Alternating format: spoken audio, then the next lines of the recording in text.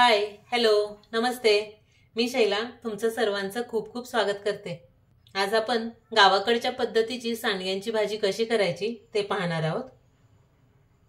हे सांडगे तुम्ही पाहू शकता, मला माझ्या आईने बनवून दिलेले आहेत. हे सांडगे तुम्ही वर्षभर स्टोअर करू शकता. थोडक्यात हे सांडगे कसे बनवायचे तेही मी तुम्हाला सांगते. मटकीची डाळ घ्यायची, मटकीची डाळ रवाळ दळून घ्यायची, लाल हिरव्या मिरच्या, थोडासा लसूण, थोडंसं जिरं यांची पेस्ट करून घ्यायची, तयार करून घेतलेला रवा आणि पेस्ट एकत्र मिक्स करून पाण्याने घट्टसर भिजवून मळून घ्यायचं. 8 ते 10 तास भिजत ठेवायचं. भिजत ठेवल्यामुळे आपण जो मटकीच्या डाळीचा रवा तयार केलेला असतो तो छान मऊसूत भिजला जातो आणि त्याचे सांडगे छान पडतात. 8 ते 10 तासानंतर सांडगे घालून घ्यायचे. 2 दिवस कडकडीत उन्हामध्ये वाळवून घ्यायचे. वाळवून घेतल्यानंतर ते तुम्ही वर्षभर स्टोअर करू शकता आणि ज्यावेळी हवी तुम्हाला त्यावेळी भाजी करू शकता. चला तर आपण रेसिपीला सुरुवात करूया. रेसिपीला सुरुवात करण्याआधी तुम्ही जर अजून चॅनल लाईक, शेअर आणि सबस्क्राईब केला नसेल तर सर्वप्रथम चॅनल लाईक, शेअर आणि सबस्क्राईब करा.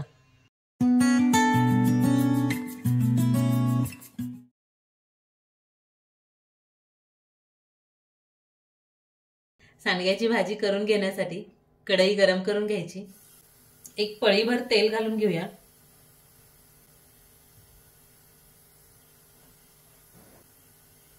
तेल गरम झालं की मंद आचेवर सांडगे तळून घेऊया.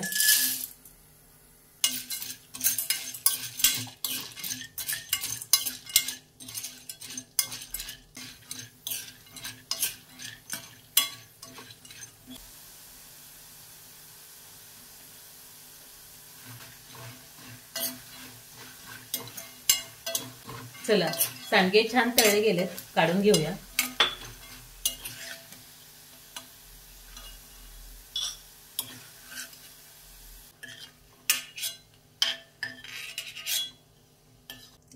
तेल तापलेलंच आहे.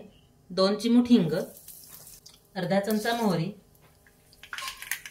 मोहरी छान तडतडली की 10 ते 12 पानं कढीपत्ता, 2 मीडियम साईजचे कांदे बारीक कट करून घेतलेले,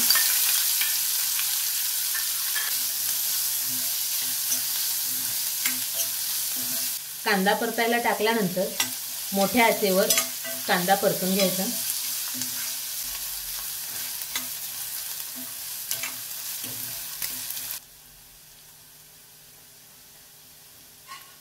कांदा अर्धवट भाजला गेला की 1 चमचा अद्रक लसूणची पेस्ट,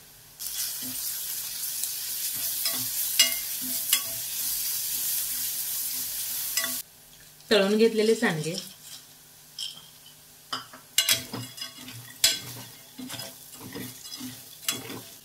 यामध्ये आता आपण मसाले घालूया. अर्धा चमचा धना पावडर, अर्धा चमचा जिरा पावडर, 1 चमचा लाल मिरची पावडर, पाव चमचा हळद, 2 चमचे चिकन मसाला. मिक्स करून घेऊया.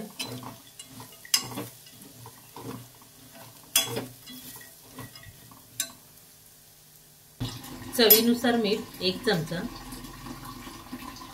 आवश्यक तेवढं पाणी घालायचं आणि भाजीला एक उकळी आणून घ्यायची.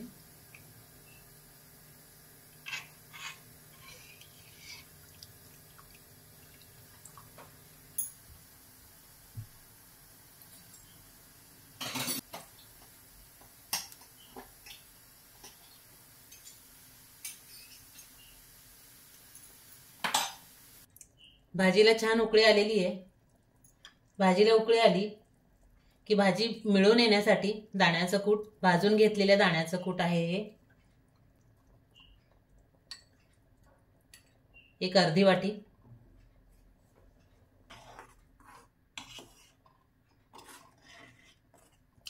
तुम्हाला जर दाण्याचं कूट घालायचं नसेल तर दाण्याच्या कुटाऐवजी तुम्ही आपण तळून घेतलेले जे सांडगे आहेत त्यातीलच थोडेसे सांडगे मिक्सरला बारीक करून त्याची पावडर करून तीही भाजी मिळून येण्यासाठी घालू शकता.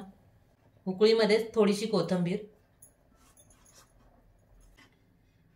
मिक्स करून घेऊया आणि भाजी शिजवून घेऊया.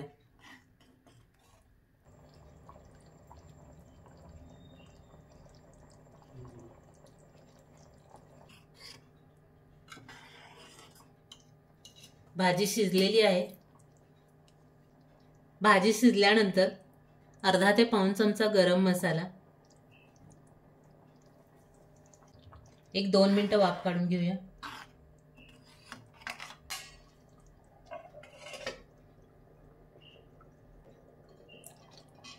तर पहा, अशा पद्धतीनं गावाकडच्या पद्धतीची सांडग्याची भाजी आपली तयार आहे। गॅस बंद करूया।